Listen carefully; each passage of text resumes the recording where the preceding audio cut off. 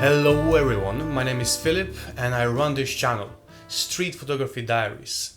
That's the name of the channel, and in this channel I try to educate and challenge people with a lot of stuff that's even new for myself. And before we start, I have to say this is a crucial episode. So you could have missed past 10 episodes, and it doesn't really matter. This one is really important because we're going back to Mr. Bresson and his decisive moment. If you've been watching my previous videos, you know that I often say that this isn't an exact science. This is more about gut feeling that you have, and all these images you get are just happy little accidents. Oh, careful, blind cow, this is an expensive camera. ¿Qué chingados te pasa, puto pendejo? ¿Sabes qué? Ahí te va la pinche chancla. Now seriously, take a second and look at his photo. What do you see? It's quite obvious. Life and death. It's simple yet powerful. Wonderfully composed by Bresson. How did he do it? By accident? Well, I don't know. Can you fill up a photo book full of once in a lifetime accidents? Is that even possible? Let's talk about the process of producing street photos first. One way is to completely let go and ride a wave of inspiration, taking many pictures and hoping for the best, like Moriyama.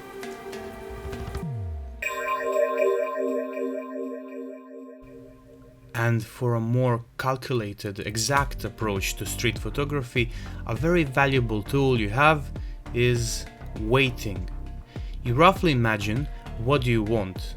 You choose your setting or where you want your image to happen and set your camera perfectly. Wait until you get something that's close to what you imagined. Let's get back to Henri, or Henri. He probably noticed one of the elements of the photo, like these children playing, and possibly waited for something to pop into the background. Really good or equally good result would be if you had an old man with a cane crossing the street behind him.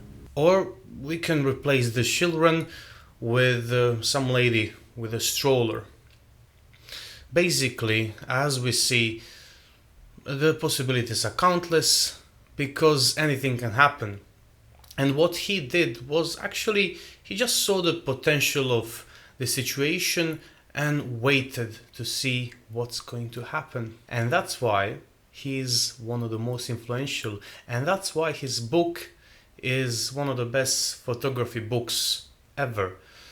Not just in my opinion, but I think most of people can agree. I will link his book in the description. It's really worth picking up.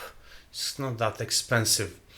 But let's talk more about how do you even get these type of images.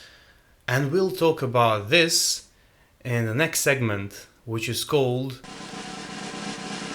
Technique and Tips.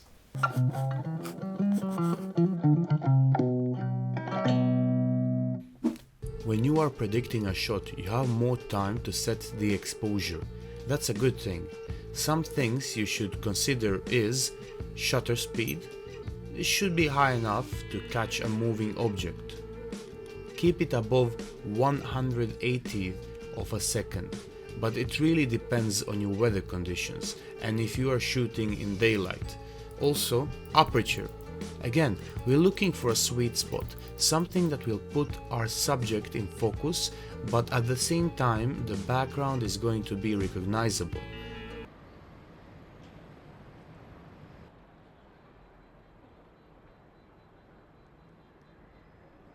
After you have set your exposure, you wait.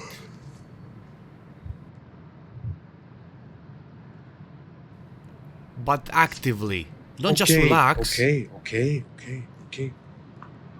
Find background that you think has a lot of potential. Then perspective. You find your perspective, what type of shot is more suitable. As you're lingering in one spot, don't miss other opportunities.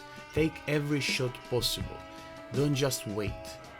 Lastly, waiting for the moment could take a long time, so be patient.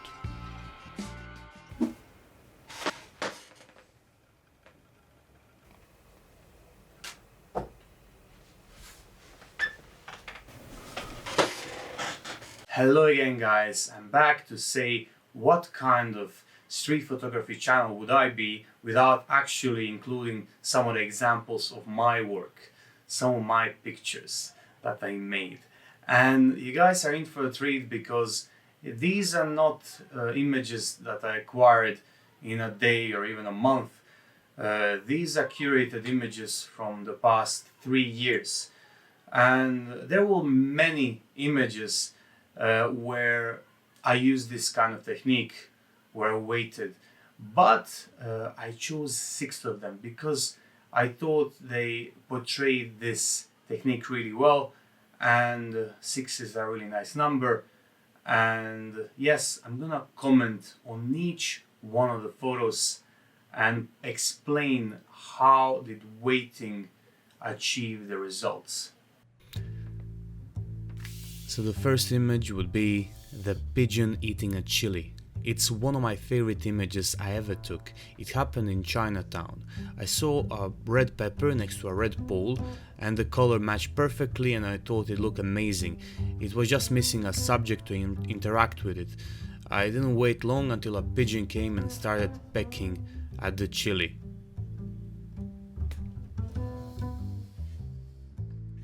So how this happened is I saw a gentleman giving out free Qurans and I wished to create this juxtaposition of conservative Muslim and liberal, obviously gay man, and I thought it was a great image showing diversity of opinion and culture in London. So this one is very simple. At Barbican I saw these lines on the ground that reminded me of musical lines, and I waited for people to stand on them to become musical notes in this really nice composition, pun intended. This one was very easy to do and it didn't take a lot of waiting. I stood next to a puddle and waited for a cyclist. I like the picture because the cyclist's reflection looks just so perfect, I don't know. So this one was very fun. I was opposite from sun's direction and waited next to Covent Garden station. I wanted to catch a moment where multiple people are in the same pose, and I did it. It took about 15 minutes or so. So it was a rainy day and I waited on the entrance to a tube station. I saw this colorful lady from the distance and I decided to take a shot when she comes closer, and then this man came to a shot and made this awkward expression. I just loved it.